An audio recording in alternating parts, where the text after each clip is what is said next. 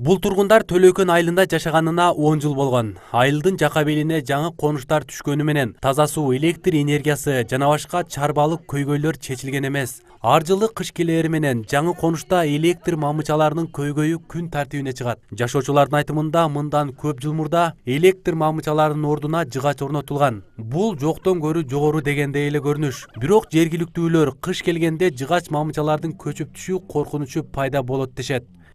Жыгач мына жыгачларды тартып алган. Эми кечегинде кар улуу түшүп эле суу кар жааса эле баягы жыгач столбалар жыгылып калат. Элдер дагы балдар өтөт нерде мектепке. Айыл өкмөткө өткөндө мен да айтканмын. Айтсам айтты, Каныбек ам айтты, столбаны боптур беребиз деди. Зымды өзүңөр сатып аласыңар деген да. Бирок мына кыш келип калды, жок, эч нерсенин тайыны жок. Төлөкөндүктөр айла жоктон пайдаланып жаткан жыгачтардын ордуна темир бетондуу мамычаларды орнотуп берүү суранычы менен буга чейин шаар мэриясына, Ош райондук электр тармактар ишканасына бир нече жолу кайрылышкан. Бирок эч ким аларга жардам колун сунган эмес. Эгер ушул столбаларда кокустан болуп бир зым үзүлүп, бир бала чаканы мектепке кетип алып ойногон балдар кокус бир ток тээп эме болсо буга ким жооп берет? Эгерде буну тартпайлы десек, бул элчилик экен, свет жоктура албайт экенбиз. Карапайым элдер жашайт, үйүндө бала чакасы бар экен, сабак даярдаш керек экен, тамак аш даярдаш керек экен. Свет болбосо бул жашоо жок экен. Айласыз мына эл көпчүлүгүн тартып алып 10 жылдан бери ушул акыбалда отурабыз. Бул столбага элде пул жок.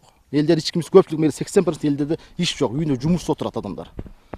80% жумушсуз отургандан кийин бул акча болуш керек, акча болсо кирет да свет.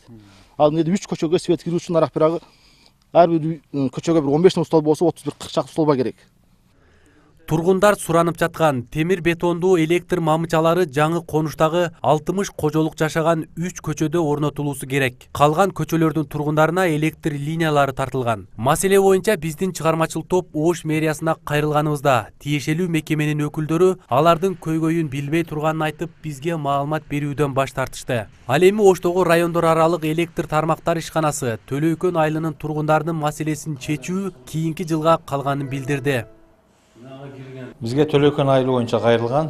Кайрылууну жеринде көрүп, мэр менен кошо жолугушууларда көрүп келгенбиз.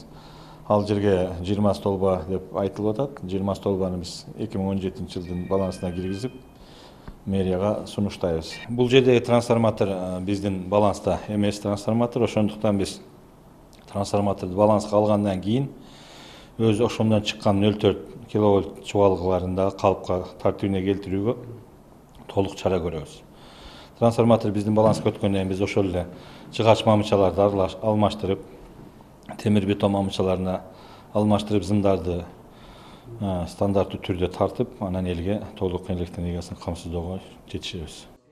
Мекемеден билдиргенде ишкананын негизги милдети электр энергиясын жеткирип берүү. Алар айылда өз алдынча коюлган трансформатор, электр мамычалары мекеменин балансына өткөндөн кийин гана аларды оңдоп түзөө иштерин жүргүзө алабыз дешет. Эске салсак, жыл сайын Ош шаардык кеңешине электр тармактар ишканасы кийинки жылдын бюджетине кайсыл айыл, кайсыл көчөдө жаңы трансформатор, мамычаларды, электр чубалгыларын орнотуу планынын суммасын берет. Шаардык кеңеш аларды кабыл алган соң тургундардын муктаждыгы чечилет. Арген Нуров, Шахрух Уйминжанов, Ош Пирим жаңылыктары.